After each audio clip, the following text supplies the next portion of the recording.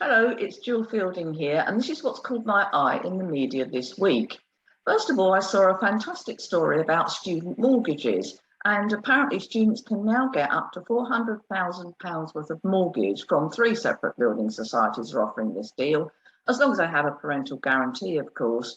And it means that when a student goes off to university, they can actually use their rent money to pay a mortgage rather than just paying rent to a landlord. And I think this is a fantastic idea. And actually, it's where I started and where many of our investor friends started as well. Because those years when you're at university are useful years to build up an asset, which is the property, because you can spend your rent money paying a mortgage. And it means that when you come out of university, you've got an asset behind you. And if you don't manage to be able to get any work straight away, you could rent it out and get some income. So it immediately starts to give you choices and it gets you on the property ladder. So I think that's a fantastic thing to do. Obviously, you need a parental guarantee, but I hope lots of students start their property owning and property investing life right there.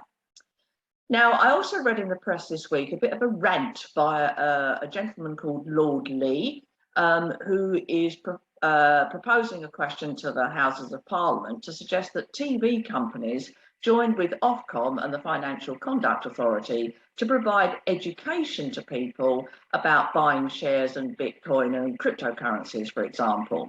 Well, this is a fantastic initiative, but why stop at just shares and cryptocurrency? What we actually need to do is to educate people about budgeting, debt management, all kinds of savings, investments, and so on. So there's a lot of financial education to be had. Of course, there is a bit of a vested interest from Lord Lee because he wants to teach people about investing in shares so that they invest in UK companies via the stock market. And that's a great initiative too. And I support that totally.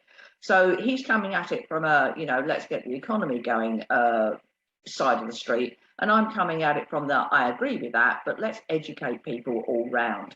So is there any TV company watching, any production office, anybody looking, commissioning editors and so on, give me a call. Let's talk about getting some decent financial education on the TV rather than stuff that's all about jeopardy and so on. And of course, it would be a nice story. There's a journey there, obviously, somebody going from poverty to being more financially secure. So there's some good TV hooks to be had. Let's do it.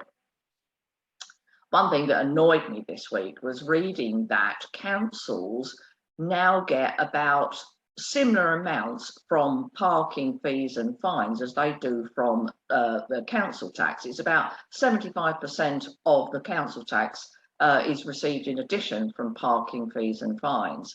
I've got a bit of an issue with this on several levels.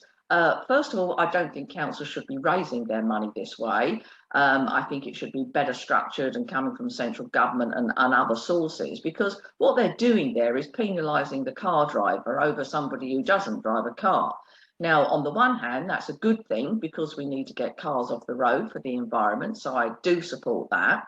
But what I find disappointing is that the money that's raised from parking and fines and so on is meant to be ploughed back into roads and transport initiatives like Park and Ride. Well, there's very few of those around. There's certainly none in my area, and the potholes are just as bad as ever they were. So I'm not sure my local council is spending that money where it should be spent. And they're having to use it to subsidise other social services. So there's something wrong with the infrastructure, really, about how councils are funded. It needs a complete review and revamp such that councils get the money they need to provide the services they need and don't have to keep raising fines and fees for people to park.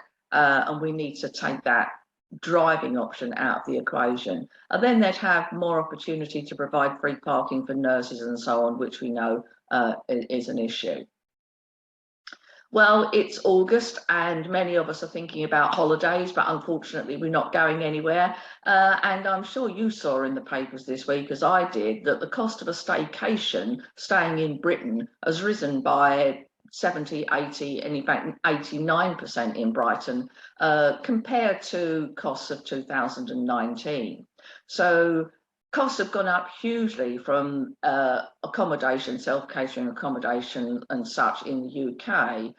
It's gone up almost double since 2019. And of course, the providers of that accommodation would say it's due to the cost of extra cleaning and sanitisation and so on. But we haven't seen the same rises across Europe. So it's now actually cheaper to go to Nice or to Italy, including the cost of flights, than it is to go to Brighton. But of course, you're weighing up the difference between getting on a flight and taking a risk with COVID and perhaps having to pay for testing here and there, compared to the cost of staycations in Brighton, Bognor or Birmingham, wherever it is you might want to go. So cost of holidays incredibly expensive. So maybe we've got to be a bit more creative and camp in the garden or something. So disappointing to see those costs going so high. Finally, there was a piece of research by the Equity Release Council published this week, which says that over a lifetime, a UK person gains more than £326,000 when they own a home rather than renting. And that does not include the price growth from the property itself. It's purely the cost of the difference between buying and renting. So £326,000 better off if you buy rather than rent over your lifetime. And of course, if you do buy, you've then got an asset that you can release equity from. You can use it to provide a pension. It gives you flexibility and choices again. So I would always advocate buying rather than renting, even though I'm a landlady and rent out properties myself. So I'd always advise my children, for example, to buy. And of course, then it got me thinking, well, if one property makes you £326,000 richer, even without price growth, what about if you got two or three or more? And of course, that's where my property investing head comes in. And I'd always educate and encourage people to invest in property. It's a great asset. It increases in value and it provides necessary housing for the people of Britain. Well, I hope you've had a good week. Keep safe and I'll see you next time.